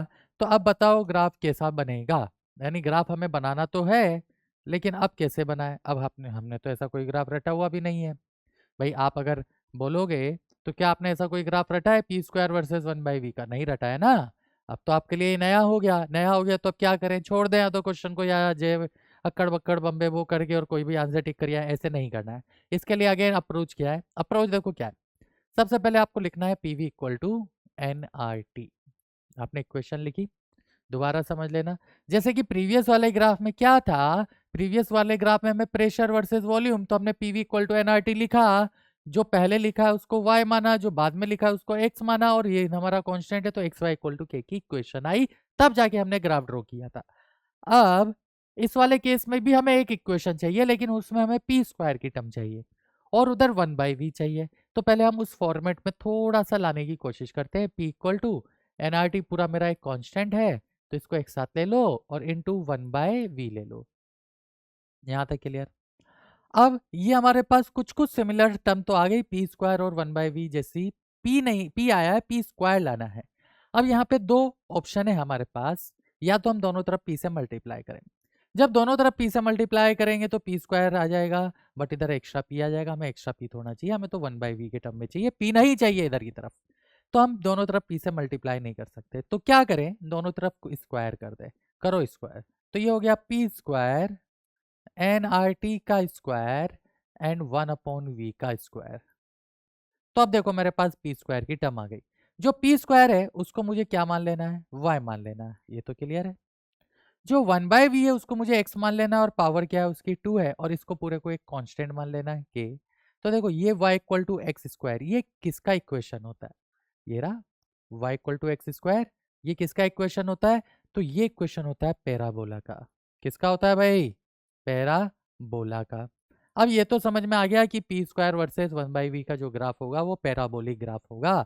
कैसे, मैंने P V equal to NRT से P equal to NRT upon 1/v लिखा, इंटू 1/v लिखा, दोनों तरफ स्क्वायर कर दिया, तो P square equal to NRT का स्क्वायर अपॉन टू 1/v का स्क्वायर आ गया।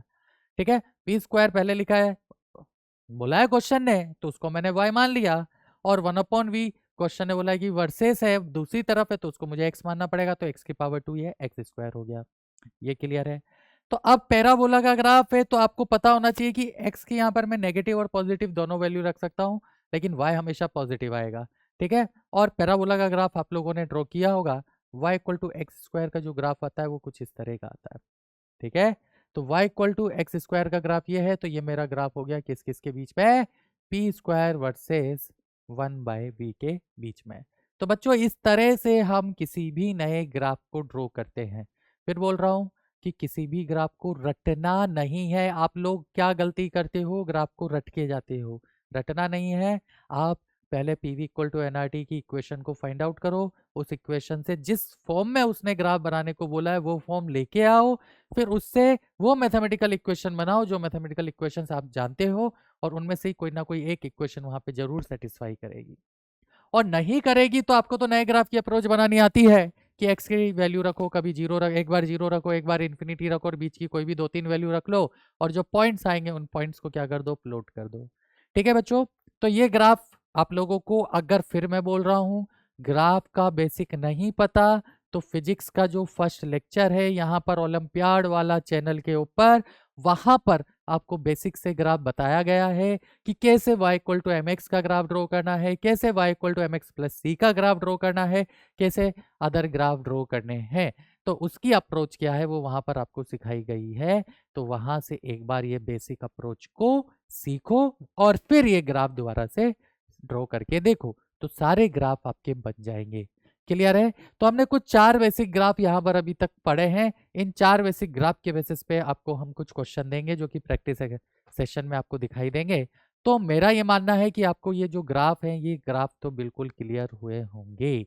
ठीक है, एक क्वेश्चन मैं आपको होमवर्क में दे रहा हूं जिसका आंसर आपको उस कमेंट बॉक्स में लिख के बताना है कि ये जो ग्राफ आएगा बच्चों किस में लिखना है, कमेंट बॉक्स में लिख के बताना है। आप लोगों का बहुत अच्छा रेस्पॉन्स आ रहा है, जो कि प्रीवियस लेक्चर में मैंने 2 होमवर्क दिए थे, आप लोगों ने बहुत ही सारे अच्छे से आंसर किए कमेंट बॉक्स में।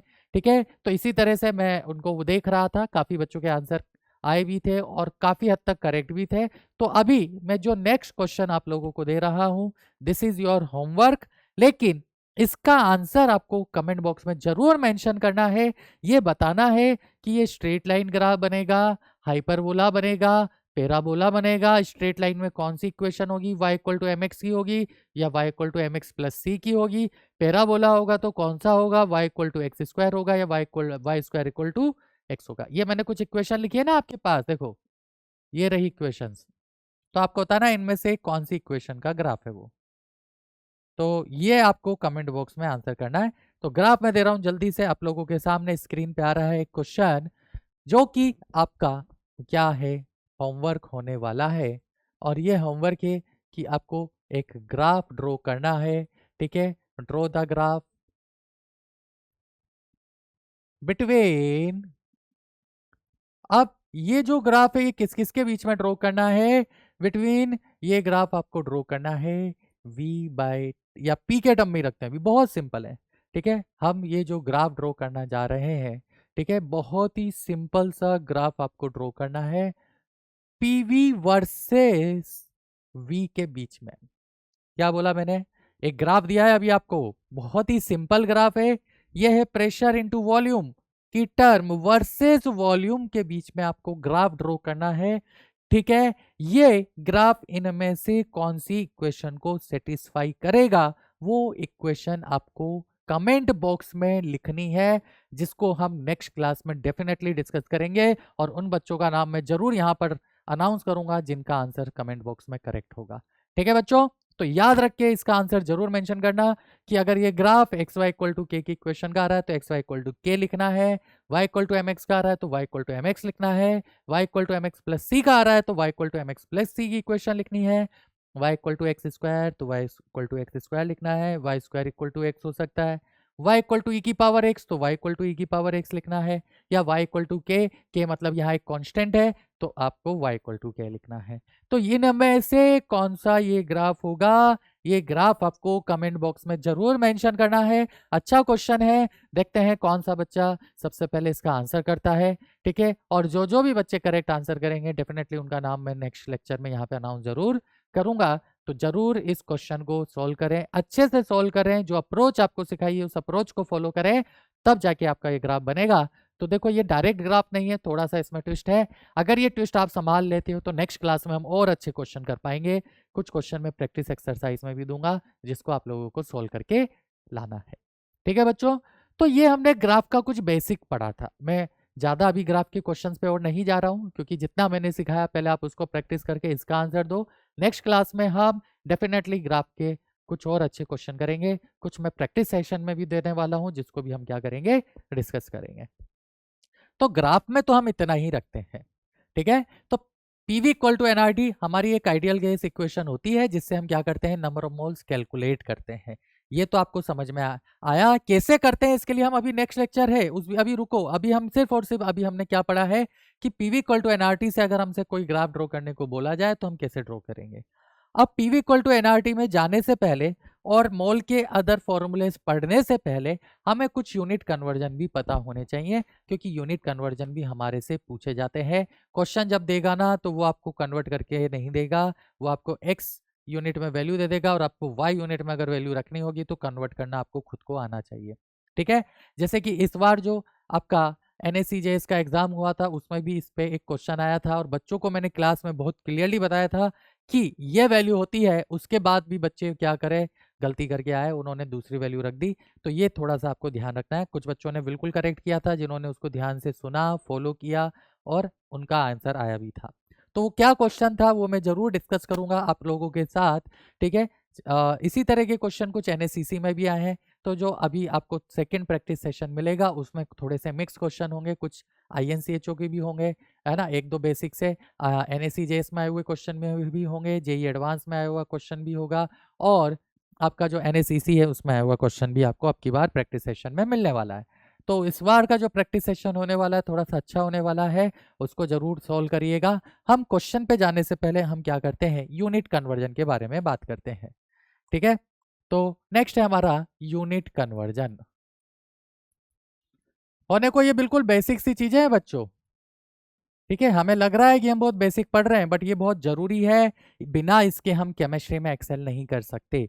जब आप ओलंपियाड वाला की क्लास में, जब आप मेरे साथ, जब या तो मैं क्लास ले रहा हूँ या कोई भी टीचर आपकी क्लास ले रहा है, वहां पर जाते हो तो ये बहुत बेसिक सी चीजें हैं, इन पे ज्यादा फोकस नहीं किया जाता उस समय, क्योंकि ऐसा माना जाता है कि ये सारी चीजें आपको आनी चाहिए। तो सबसे पहले हम बात करते हैं प्रेशर की। वैसे तो आप लोगों ने यूनिट कन्वर्जन पढ़ा होगा, बट अगर फिर भी नहीं पढ़ा है यूनिट कन्वर्जन बेसिक से डेफिनेशंस में, तो हम यहाँ पर लेके आए हैं आपके लिए यूनिट कन्वर्जन। कि सबसे पहले प्रेशर की बात करें तो प्रेशर की एसआई यूनिट क्या होती है। आप सभी जानते हैं कि प्रेशर की एसआई यूनिट को हम पास्कल में रिप्रेजेंट करते हैं। जिनको नहीं पता है वो अब याद रख लें कि एसआई यूनिट प्रेशर की पास्कल होती है। अब केमिस्ट्री के अंदर, हम अभी सिर्फ केमिस्ट्री की बात कर रहे हैं, फिजिक्स की बात नहीं कर रहे हैं। केमिस्ट्री में प्रेशर जो यूज होता है ना, जनरली एटीएम, एटीएम भी एक प्रेशर की यूनिट है, एटमॉस्फेरिक यूनिट। ज्यादातर जगह पर आपको प्रेशर इसी यूनिट में देखने को मिलेगा। तो ये जो यूनिट है प्रेशर की, इसके अलावा भी प्रेशर की बहुत सारी अदर यूनिट्स हैं। मैं वो सारी यूनिट्स यहाँ पर लिख रहा हूँ और उसका रिलेशन आप लोगों के साथ दे रहा हूँ। किसके साथ? एटमॉस्फेरिक यूनिट के साथ। तो एक होता है MM/Hg, ये भी प्रेशर की यूनिट होती है, इसे हम बोलते हैं मिलीमीटर ऑफ मर्क्यूरी। एक होता है सेंटीमीटर ऑफ Hg, ये भी हमारी प्रेशर की यूनिट है। एक होता है हमारा BAR, ये भी हमारी प्रेशर की यूनिट है। ठीक है, बार से पहले हम ले लेते हैं TORR, टोर। टोर भी हमारी प्रेशर की यूनिट होती है। इसके अलावा बार, जैसा कि मैंने अभी आपको बताया, प्रेशर की यूनिट है, और लास्ट तो आप जानते ही हैं पास्कल, ये तो हमारी प्रेशर की एसआई यूनिट है। तो एटमॉस्फेरिक यूनिट का इन अदर यूनिट के साथ क्या रिलेशन है, ये आप सभी ने अगर पढ़ा होगा तो बहुत अच्छी बात है, और जिन्होंने नहीं पढ़ा तो बच्चों ये याद रखना है, एग्जामिनर जब क्वेश्चन देगा तो ये कन्वर्जन नहीं देगा। तो 1 ATM इक्वल टू क्या होता है, 760 mm ऑफ Hg होता है। 1 ATM इक्वल टू क्या होता है, 76 सेंटीमीटर ऑफ Hg होता है। 1 ATM इक्वल टू क्या होता है, 760 टोर होता है। अब ये आपको याद रखना है, इसके अलावा 1 ATM इक्वल टू 1.01325 बार होता है। आप बोलोगे सर ये तो अप्रोक्सीमेटली 1 ही है, बिल्कुल अप्रोक्सीमेटली 1 ही है बेटा, लेकिन जब क्वेश्चन आते हैं तो वहां पर हमें एग्जैक्ट वैल्यू की जरूरत पड़ती है। और पास्कल की बात करें तो ये होता है 1.01325 इंटू 10⁻⁵ पास्कल। तो ये हमारा प्रेशर की डिफरेंट यूनिट्स हैं जिसको हमने आपके साथ शेयर किया, जो कि हमने किसके इक्वल किया है, 1 एटीएम के इक्वल, यानी हम 1 एटीएम के इक्वल कर रहे हैं। ये भी सारी की सारी यूनिट्स आपस में इक्वल होगी। जैसे कि यहाँ पर एक क्वेश्चन है छोटा सा। क्वेश्चन क्या बोल रहा है, इफ प्रेशर इज 2 बार, ठीक है, प्रेशर आपको कितना दे दिया है, 2 बार, आपको एटीएम में इसकी वैल्यू बतानी है, आपको पास्कल में इसकी वैल्यू बतानी है। ठीक है, बहुत ही सिंपल सा क्वेश्चन है। तो कैसे बताएंगे, देखो बच्चों, हमें पता है, हमें सोल्व करना आना भी चाहिए और हमें सोल्व करना आता भी है, कि इसे हम बोलते हैं यूनिटरी मेथड, मैं उसे डब्बा मेथड भी बोलता हूं। आप क्या करो, आप एक डब्बा बना लो, बहुत ही सिंपल है, या क्या कर लो, डब्बा बना लो। अब हमारे पास एक यूनिट जिसमें वैल्यू दी हुई है बार, दूसरी यूनिट जिसमें हमसे पूछा है उसको यहाँ लिख दें। तो यहाँ बार है और यहाँ एटीएम है। क्या हमारे पास इन दोनों में रिलेशन होता है, बिल्कुल होता है। कहाँ है, ये रहा। ठीक है, तो हमें क्लियरली पता है कि यहाँ से 1 एटीएम इक्वल टू कितना बार है, 1.01325। ये रिलेशन हमें पता है, ये रिलेशन हमें पता है।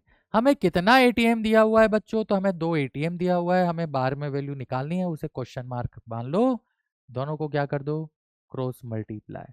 तो जो वैल्यू है बार में क्वेश्चन मार्क, वो क्या हो जाएगा, 2 इंटू 1.01। हमसे क्या, अच्छा देखो यहाँ पर क्या हो गया, क्वेश्चन करते वक्त ये जरूर आपको ध्यान में रखना है कि क्या दिया हुआ है और क्या पूछा है। हमें एटीएम नहीं दिया हुआ है, हमें क्या दिया हुआ है बच्चों, हमें बार दिया हुआ है। तो बार के नीचे आप वैल्यू रखोगे 2, और हमसे पूछा किस में है, एटीएम में, तो ये हमारा क्वेश्चन मार्क है। तो आप इसको क्या कर दो, क्रॉस मल्टीप्लाई करो। जब आप क्रॉस मल्टीप्लाई करोगे तो क्वेश्चन इंटू 1.01325 इक्वल टू 2। तो यहाँ से जो हमारे पास प्रेशर आएगा वो आएगा 2/1.01325।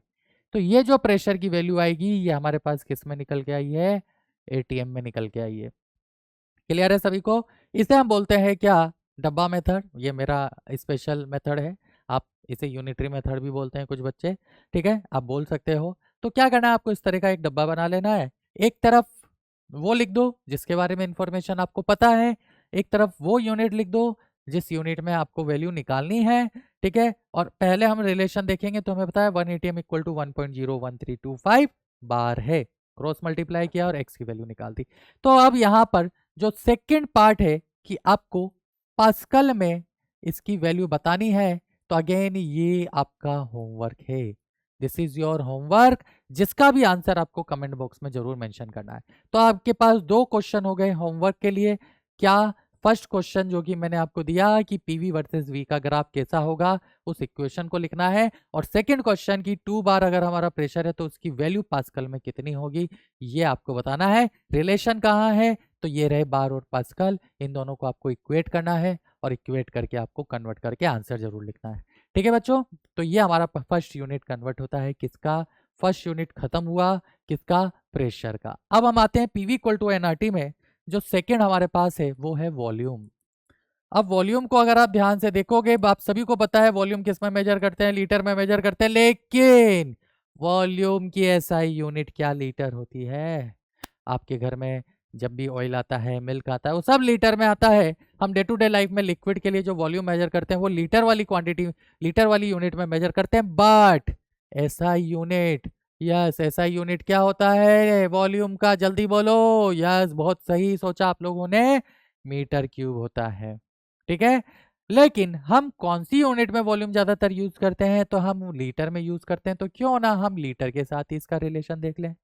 ठीक है, तो बच्चों जो 1 लीटर होता है ना वो 10⁻³ मीटर क्यूब होता है।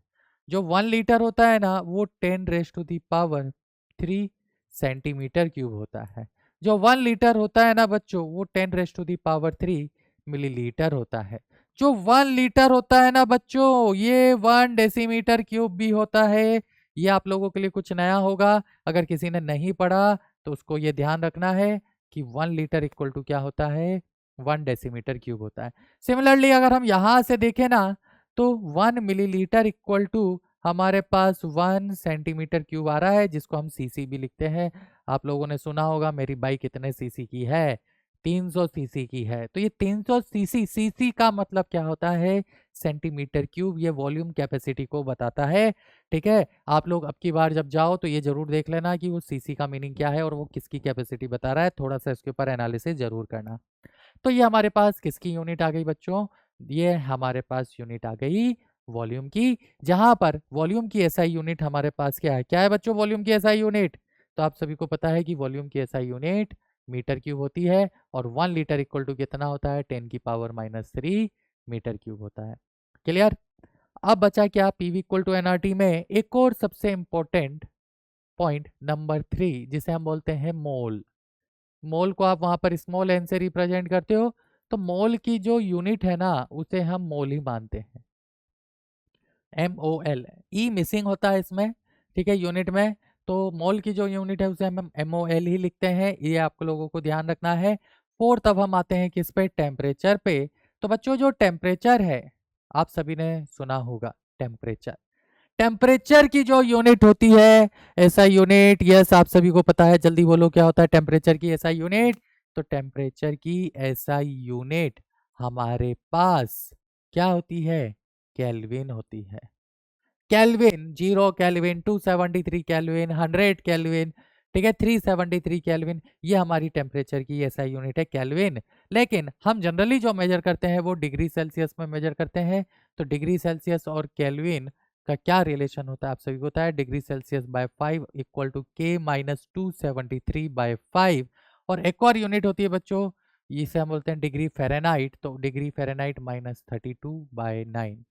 ये हमारे पास टेम्परेचर की तीनों यूनिट में क्या होता है, रिलेशन निकल के आता है। ठीक है, अब बचा क्या, हम एक सिंपल सा क्वेश्चन कर लेते हैं ताकि आपको ये भी क्लियर हो जाए कि आपको दिया हुआ है 80 डिग्री फ़ारेनहाइट, इसको हमें डिग्री सेल्सियस में कैलकुलेट करके बताना है, 180 डिग्री दिया है, ठीक है, और इसी की वैल्यू को हमें केल्विन में भी बताना है। ठीक, तो कैसे सॉल्व करेंगे, बहुत ही सिंपल है। एक बार हम डिग्री सेल्सियस है तो हम फर्स्ट वाला और थर्ड वाला रिलेशन यूज कर लेंगे, करें तो कर लेते हैं। तो degree Celsius upon 5 equal two degree Fahrenheit -32/9। तो यहाँ पर बच्चों में डिग्री फ़ारेनहाइट की जो वैल्यू है वो क्वेश्चन में मेरे को मेंशन है, उस वैल्यू को मैं यहाँ पर रख रहा हूँ। तो ये हो गया 180 - 32/9। अब मुझे तो इसे सॉल्व करना है और डिग्री सेल्सियस में वैल्यू को निकालना है। तो ये हो गया degree Celsius by 5 equal to, ये हो गया 148 इंटू 9, क्रॉस मल्टीप्लाई करके 5 इधर ले जाओ, तो यहाँ से डिग्री सेल्सियस की वैल्यू आ गई 148 इंटू 5 डिवाइडेड बाय 9। ये हमारा जो टेम्परेचर आएगा, ये कौन सी यूनिट में आएगा बच्चों, ये टेम्परेचर हमारा डिग्री सेल्सियस यूनिट में निकल के आता है। तो डिग्री सेल्सियस में हमारा आ गया, हमें किस में और कन्वर्ट करना है, केल्विन में कन्वर्ट करना है।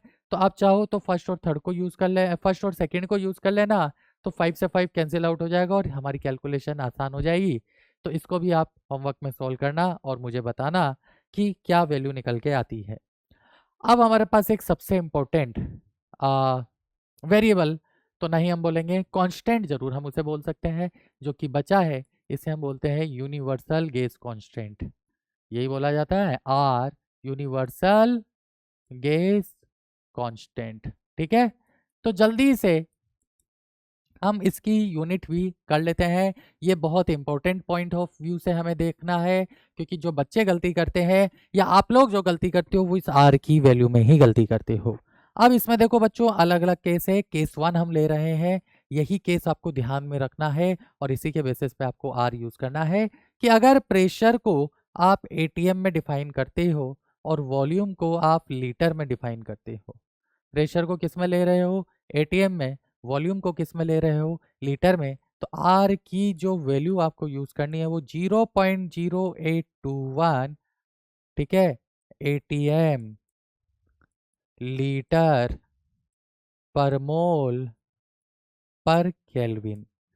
तो R इक्वल टू, ये मेजर है यहाँ पर कि प्रेशर अगर एटीएम में है, वॉल्यूम लीटर में है, सबसे ज्यादा आपकी यही चीज यूज होने वाली है। तो आर की वैल्यू होती है 0.0821। यही आपको एग्जैक्ट वैल्यू लेनी है, no approximation, no short trick. ठीक है, क्योंकि यही क्वेश्चन जो आपके इस बार NSCJS के पेपर में आया था, बच्चों ने यही गलती की थी, इसको राउंड ऑफ कर लिया था और फिर कैलकुलेशन की थी, तो वो आंसर भी वहां पे प्रेजेंट था। और एग्जैक्ट वैल्यू लेके जो क्वेश्चन से सॉल्विंग से आंसर आता है वो आंसर भी प्रेजेंट था, तो बच्चों ने राउंडिंग ऑफ करके आंसर दे दिया और आंसर उनका गलत हो गया। तो राउंडिंग ऑफ नहीं करना है, एग्जैक्ट वैल्यू को यूज करना है। अब दूसरा मेजर जो यूनिट हम यहाँ पर देखने जा रहे हैं आर का, वो कब आएगा, जब प्रेशर को आप किस में लोगे, पास्कल में लोगे, और वॉल्यूम को आप किस में लोगे, मीटर क्यूब में लोगे। यानी आपने सारी की सारी जो यूनिट्स है वो कौन सी यूज करी, एसआई यूनिट यूज करी।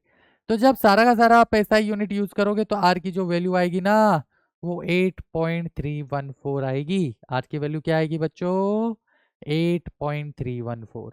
और इसको जब आप लिखोगे तो ये होगा pascal into metre cube upon per mole पर केल्विन। और बच्चों ये जो पास्कल इंटू मीटर क्यूब है ना, ये भी आप लोग जान लो, पास्कल इंटू मीटर क्यूब को ही हम जूल बोलते हैं। क्या बोलते हैं, पास्कल इंटू मीटर क्यूब को जूल बोलते हैं। तो ये हमारी आर की दूसरी यूनिट भी हो गई, जूल पर मोल पर केल्विन। लेकिन वैल्यू हमारी क्या रहेगी, वैल्यू हमारी रहेगी 8.314। तीसरी यूनिट, ये जब आप लोग थर्मोडाइनमिक्स चैप्टर पढ़ते हो तो वहां पर सबसे ज्यादा यूज होने वाली है, वो है R इक्वल टू 1.98 कैलोरी पर मोल पर केल्विन। ठीक है बच्चों, तो जब आप CGS यूनिट में बात करते हो तो हम R की वैल्यू 1.98 यूज करते हैं। कैलकुलेशन के लिए आप इसे अप्रोक्सीमेट मान के 2 ले सकते हो, लेकिन अगेन मैं वही बात बोल रहा हूँ, ऑप्शन अगर बहुत पास पास है तो ऐसी गलती मत करना, वहां पर फिर आपको कैलकुलेशन एक्यूरेट एंड एग्जैक्ट ही करनी पड़ेगी। अब ये जो केस 4 है ना, नॉर्मली बच्चे यहाँ भी गलती करते हैं। इसमें सबसे इंपॉर्टेंट केस 4 एंड केस 1 है। कैसे, सबसे ज्यादा हम यूज करेंगे केस 1, लेकिन एनसीईआरटी जब आप 11th के अंदर आओगे, जेई नीट की या ओलंपियाड की प्रिपरेशन करोगे, तो एनसीईआरटी ने यहाँ पर प्रेशर को लिया हुआ है किसमें, बार में, और वॉल्यूम को लिया हुआ है डेसीमीटर क्यूब में। तो देखो वॉल्यूम से तो ज्यादा फर्क नहीं पड़ा। क्यों फर्क नहीं पड़ा, क्योंकि डेसीमीटर क्यूब और लीटर एक ही होता है, लेकिन बार और एटीएम में छोटा सा डिफरेंस होता है। तो इस छोटे से डिफरेंस की वजह से आर की जो वैल्यू निकल के आती है ना, वो 0.083 निकल के आती है, और इसकी जो यूनिट होती है वो बार डेसीमीटर क्यूब पर मोल एंड पर केल्विन होता है। ठीक है, तो ये हमारा क्या हुआ, ये हमारा आर का एक और वैल्यू निकल के आया। जब प्रेशर को पास्कल में, वॉल्यूम को डीएम क्यूब या लीटर में आप पुट कर रहे हो, तो आर इक्वल टू होता है 0.083।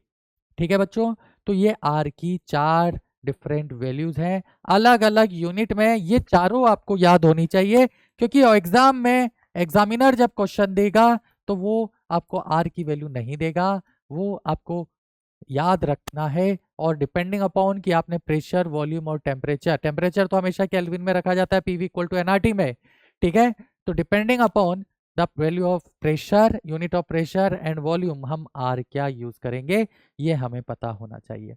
ठीक है, तो ये बेसिक था, जिसमें हम अभी अभी जस्ट मोल के अंदर एंटर नहीं हुए हैं। अभी हमने बेसिक ग्राफ ड्रॉ करना सीखा है, यूनिट कन्वर्जन हमने करना सीखा है, और आर की ये वैल्यूज आपको याद करनी है, ऐसे रखना नहीं है, देखना नहीं है, उसको याद कर लेना है, क्योंकि आगे अगर जब आप क्वेश्चन करोगे तो आपकी कैलकुलेशन को ये आसान बनाएगा।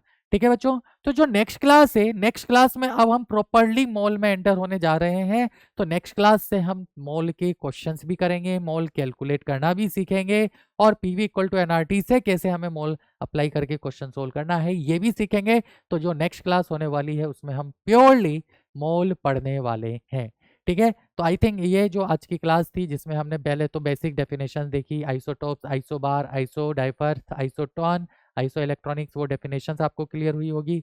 फिर उसके अलावा हमने जो आपके प्रैक्टिस सेशन थे उसके कुछ क्वेश्चन डिस्कस किए आज की क्लास में।